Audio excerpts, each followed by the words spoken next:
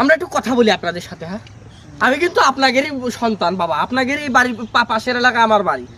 আমি কিন্তু আপনাদের ছোটকালতে আমি স্বপ্ন দেখি কবে আপনাদের সেবা করতে পারবো।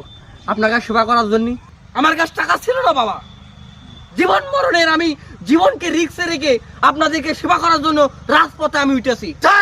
ঠিক, কিস্তিতে টাকা তুলেছি 2 লাখ, শুধু আসলে দিতে হবে টাকার। আর যদি ভোটে না পাস করি তাহলে কিভাবে দিবানে? ভোটে পাস করে অবশ্যই আমার টাকা শোধ করতে হবে। সত্যি কথা কইেন না। ভালো কথা, আপনাদের ভালোবাসার টানে আমি ঘর ছেড়ে মাঠে এসেছি বাবা। কোনোদিন আপনাকে ছেড়ে যাব না, এই ছেলের উপরে ভরসা আপনারা রাখতে পারেন। আপনাকে চোখের পানি মুছে দেওয়ার জন্য কিন্তু আমি কোট পড়েছি। তাই আমরা সবাই একাধারে কাজ করব বাবা। এই ছেলের সাথে কেউ বেইমানি করবেন না, আমি কিন্তু আপনাদেরই পেটের ছেলে।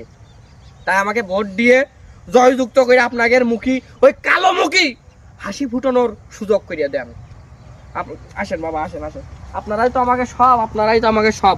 আসেন আসেন, ভোটটা তাহলে কিসে যাবে? বদনাই। ভোট কৃষি বদনাই, ভোট কৃষি বদনাই, ভোট কৃষি বদনাই, একবারে বদনাই। কোনো কথা হবে না। বদনার কি আছে?